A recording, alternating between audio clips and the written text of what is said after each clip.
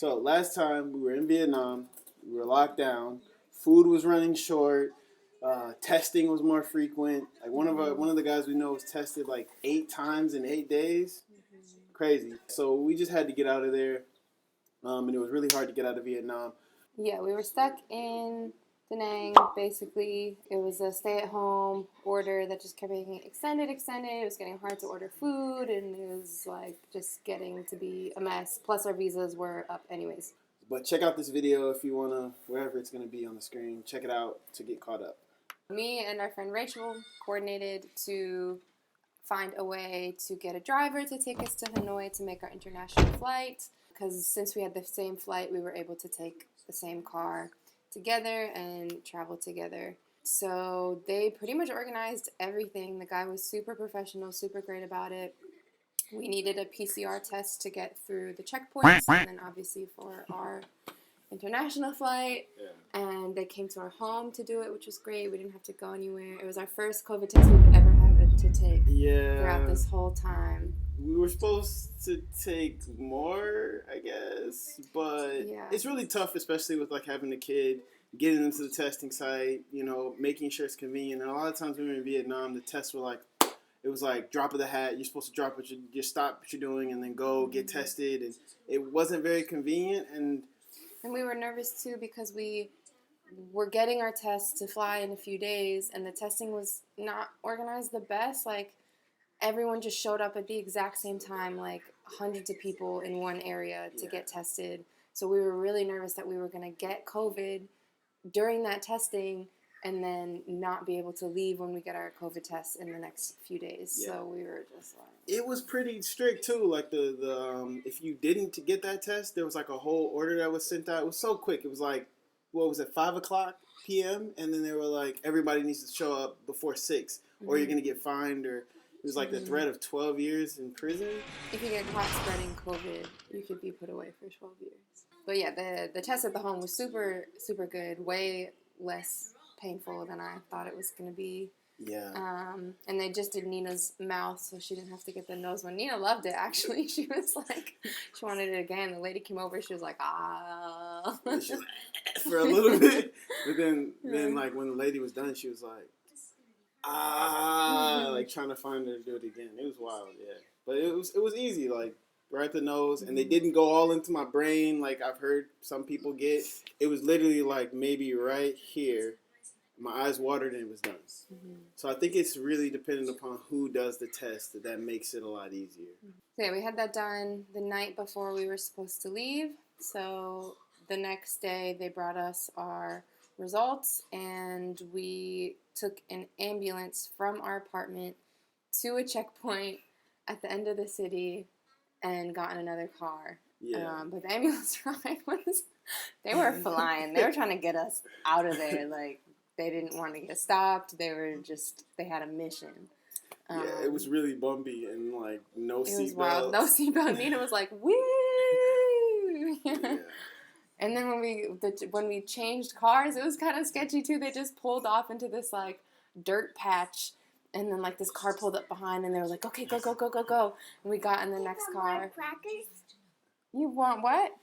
I want more crackers. Okay. Yeah, Dad's gonna get you more crackers. Tax these crackers. Gotta pay taxes. Like, Babe, finish chewing. It was super weird. It was like, pulled off on a dirt road, and it was like, hurry up, get another car. And then there were probably, like 8 or 9 checkpoints? Yeah. The whole way? It was a good amount. Yeah, and it wasn't bad. We didn't have to get out of the car. The driver just handled everything.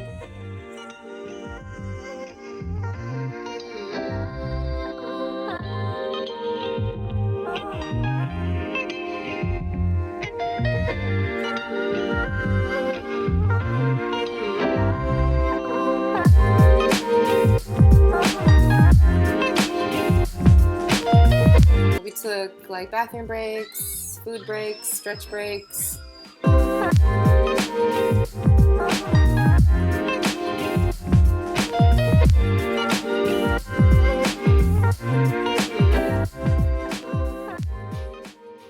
And we got there in about about 16 hours. Which was good. Yeah, like way before our flight, because I was concerned that we were going to be cutting it close, but we had plenty of time. We actually got there at like 1 in the morning, and then our flight wasn't till about noon the next day. Mm-hmm. Okay, say some words. What are you trying to say? Words, I want my Drop the other part. Let's take some breaths together. Let's take 2 more. One more. Now shake. And smile. Alright, so here you go. Boom. We basically just slept on a bench until the morning. Yeah, when we got to the airport, like in the it was lobby. empty. Yeah, it was completely empty. And you couldn't get to your terminal. So it was like they shut everything down, and all you could do is like as soon as you walk into the airport, the part before security was just like kind of fenced off. So all you could do is just like walk around the front part of the airport. So it was like late. We just went to sleep. Mm-hmm. We tried to move the benches to make it a little more comfortable, and the security guy, there were some heavy benches. Like we were. Yeah, we was all like putting in the muscle. Yeah. And we finally got them like set up so we could make a nice sleeping area, and the guy was like, no. So we had to move them back. Yeah. And that was kind of annoying, but it was actually surprisingly comfortable sleep on a bench in the airport. I don't know, me and Nina were good. I don't know about that. So yeah, nothing was open, but there was AC. That was something that we were kind of worried about because we heard other people. Everything was like totally shut down, like no AC, like just waiting in the hot airport for hours, but. No food though. There wasn't any food. There was once you got to the gate, there was one place that had some drinks and coffee, and I don't know if they had like little snacks and stuff. Yeah, but that was only like when we arrived to the airport and you couldn't get into the gate. There was no food. Yeah, there was no food at the check-in part. Not even a water fountain, really. Yeah. Right. Yeah, but that's what I was gonna say. If you're gonna travel during COVID, make sure you have food. Make sure you have all of your documents printed out. Like that was huge because there's a lot more confirmation than normally when you travel. Don't expect everything to go well. Yeah, just kind of like adapt and adjust, but having food is a big thing. Having food, definitely. And even though nothing went wrong, just like expecting things to maybe go wrong helped when everything went right, because then it was like even more like, yes, we made it. We slept, woke up in the morning, and we just had to wait. I think our gate opened at 10, but we needed to go to immigration because Nina's passport overstayed a day, and then our friend Rachel's passport, she was like 10 days over her visa because all the flights being canceled and us not being able to leave. Yeah. And they were really good about it. You just had to show that your flight was canceled and that you had been trying to leave, and they just give you an exit stamp. We didn't get fined. We heard crazy stories of people getting fined for like no reason, or them showing tickets and them still getting fined, but we didn't have any issues. No issues. Yeah. So yeah, we saw Noah, one of our friends. Good thing that we got to see one of our friends before we left, because there are a lot of people we didn't get to say bye to, which was really sad. But we saw Noah. Check out his channel here, and Nina had a really good time with him. He's actually the one who gave Nina her elephant and a bunch of toys. Yeah. Shout out to Noah. Yeah, thank you. So yeah, the gate had the one place that was open with some food and snacks and stuff. They had a little jungle gym that Nina was able to play on for like 5 minutes before we had to board.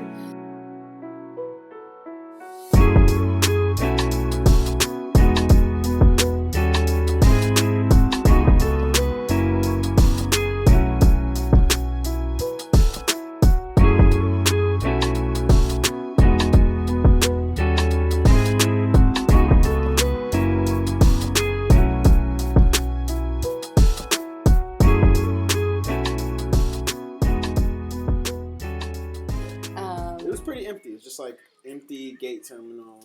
Yeah. So we made it on the plane. It's a 5-hour trip, 5-hour flight. No, this one is 3.5. So 3.5 to Singapore, and then we're off to Manchester. It was quick, 3.5 hours to Singapore.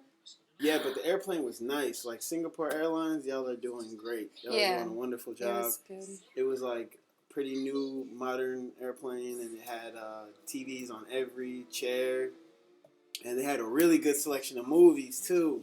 Mm-hmm. Really good selection. Food was good. Food was good. Small, but it was good. Mm-hmm. Pasta with like the vegetables. That was the only meal that was small, though. I think on our next longer flight, they had pretty big portions. Mm-hmm. Yeah, vegan options were good. Movies were good. Yeah. Movies were good. Yeah. Solid. Games for Nina. Yeah. So it was solid. And when we got to Singapore, that was a little crazy. It was like, as soon as you get off, they like kind of tag you. Like they put a little green bracelet on you, and then there's this like it's pretty much a camera. It's like a thermal camera or whatever, and they scan you to see if you're like temperature. Mm-hmm. And then you're led through this like maze kind of to this big, just like pretty much 4 gates that are sectioned off from the airport. So you're boxed in. It's just like a holding area for people that are transiting through. It feels like you're like cattle. Like really feel like cattle. Yeah, you're just herded to this place. Yeah. Temperature checked. Tagged. Yeah. And then left in this kind of pen thing. Yeah. Which is all right. The cool thing is we got into the little pen. Call it a pen. When we got in there, they had these vending machines that you could order food from. Mm-hmm. Like it's like the vending machine cooks it, and then you get it. But none of that was vegan, so we couldn't eat it. But then we ordered food. They had an app where you could order some food and get it delivered to your gate. Mm-hmm. And that was cool. There was not a lot of options, and I don't know if everything was vegan. There was like, it literally would be like noodles, wonton soup, and then you check the description, there's no description. Yeah.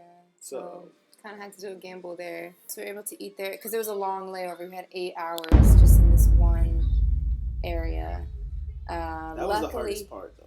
Yeah, that really was. That felt like the longest part, just waiting there, like, because I think knowing we had a 14-hour flight after that was like, God, like. But luckily, the little area we were in had a little slide in place for Nina to play, and there were other kids there that she played with. She had a really good time. Yeah. Yeah, it was cool. We just sat, talked, and chilled. I showed Rachel Slither.io, whatever, that game. Mm-hmm. It's crazy. Yeah, it was definitely nice to have a travel buddy other than just us, like just someone else. Yeah, because we can't stand each other. I already know everything about you. I don't need to talk to you anymore. So that was good. Once the 8 hours was up, they led us. So it's like what, like 1 a.m. now? Yeah, after the 8 hours, Nina passed out, like just in my arms. Yeah, right before, which was right before. I was trying to keep her up. Trying to avoid, like, trying to schedule the jet lag, sort of. Mm-hmm. So, yeah, she was asleep, and we lined up to be escorted to the gate. Yeah, this is the part where it got, like I say, in the whole travel, everything made sense. Mom? Yes. It's supposed to be a dinosaur. Mm-hmm. Snap. But, yeah, this was the only part that didn't really make sense. It was, like, kind of herding us into that pen. They just put everyone in there from different countries. So if we did get COVID, we got it there. And then when we were leaving, it was just kind of disorganized. Like there was just a bunch of lines that had like dots on the floors, but there was no separation. So you would just kind of stand on a dot, and then everyone around you was just moving in a strange direction. So it was a bit disorganized getting onto the plane. But I said that was the only time in the entire process. So and you had to do security again, like you had to do which was really annoying. I wouldn't have bought all this food and water just to have to throw it out. And then Nina was asleep, so it was like putting her having to do that with a sleep child in your arms. Mom. So yeah, we got through the. What's that? They got Mom again. Got the security again. They got him again, Mom. They got him. They got it, Mom. They got it, Nina. They got it in your nose.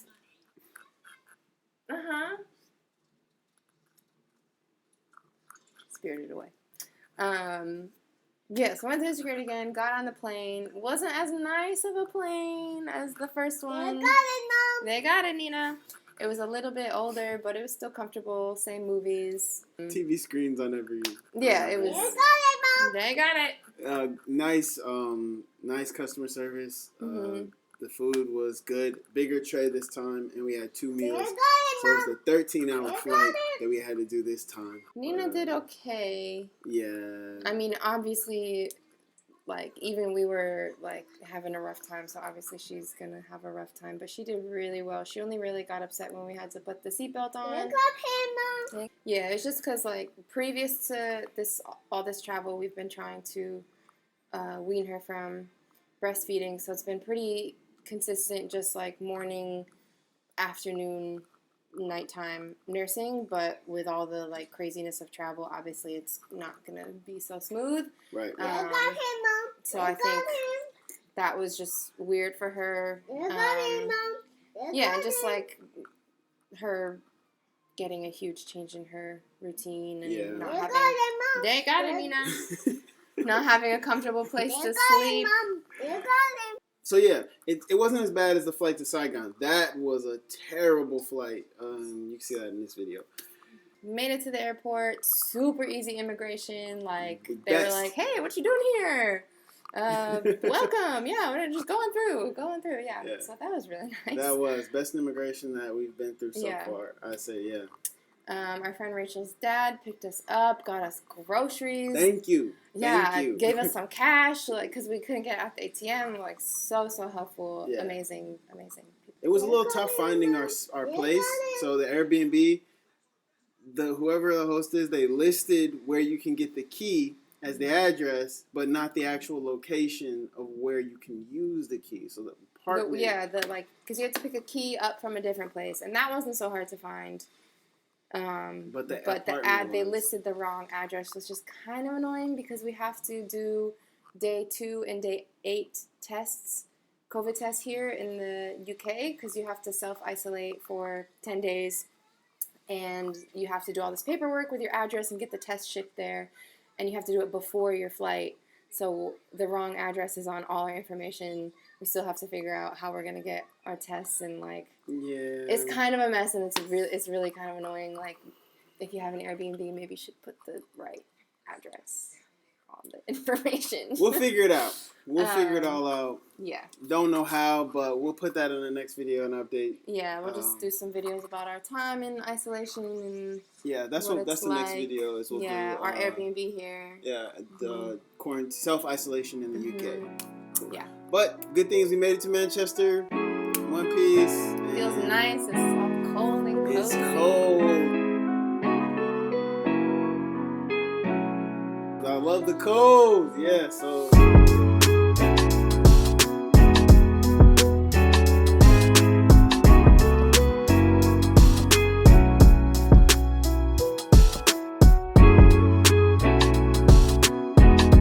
We both agree that even though all the stuff that was happening in Vietnam, all the food shortage or whatever, everything, all that was going on, I still feel safer there. Yeah, it was still like a really good experience.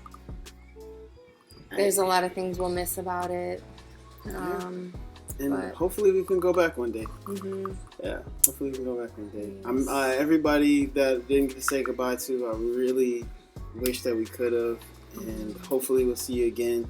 We really made some good friends there that we're gonna probably have for the rest of our lives. So Nina, majority of Nina's life was in Vietnam. So yeah, she learned to walk there. She learned to talk there. Yeah, so it's just a lot of our really memorable moments happened there. But more to come in the future.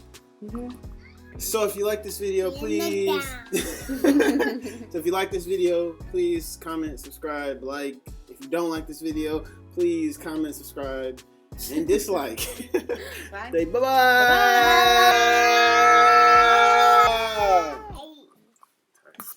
Bye.